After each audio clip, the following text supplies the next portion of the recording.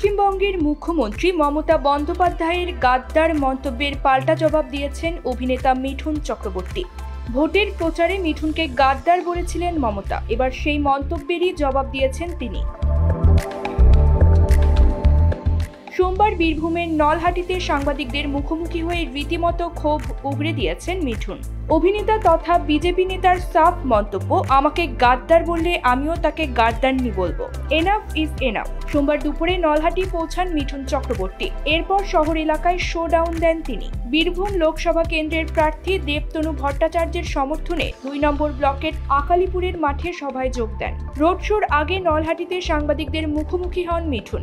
সেখানেই উগরে দেন ক্ষোভ। মুখ্যমন্ত্রীর গাদ্দার প্রসঙ্গ টেনে তিনি বলেন, মুখ্যমন্ত্রী আমাকে গাদ্দার বলেছেন। এতদিন আমি চুপ ছিলাম, কিন্তু আমারও পরিবার আছে, ছেলে মেয়ে মা বাবা রয়েছে। রামায়ণে যেমন সীতামা আছেন, শূর্পণখাও আছেন। আমিও আঘাত করব। আমাকে গাদ্দার বললে এবার থেকে মঞ্চে বাংলার মুখ্যমন্ত্রীকে গাদ্দারনি বলবো। একই সঙ্গে এই অভিনেতা প্রশ্ন রেখে আরো বলেন, পশ্চিমবঙ্গের মুখ্যমন্ত্রীর মুখে অশালীন ভাষা। তিনি বলছেন স্লিপ অফ টাং।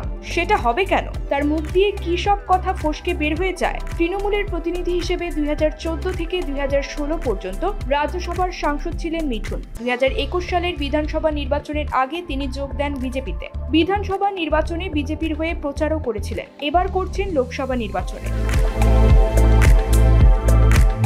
দিন কয়েক আগে উত্তরবঙ্গে নির্বাচনী জনসভায় মমতা বন্দ্যোপাধ্যায় বলেছিলেন, ভোটের সময় এই মিঠুন চক্রবর্তীকে আমি রাজ্যসভার সাংসদ করেছিলাম, কিন্তু আমি জানতাম না ও বাংলার আরেকজন বড় গাদ্দার। মমতার সেই মন্তব্যেরই কড়া জবাব দিয়েছেন মিঠুন। বক্তব্যের শেষে এই অভিনেতা বলেন, আমি এখন একটা সাপ যে গর্ত থেকে ইঁদুর ধরে। আগে আমার একটি সংলাপ নিয়ে আমার বিরুদ্ধে মামলা করেছিল, তাই পরিবর্তন করেছি। News desk, channel 16।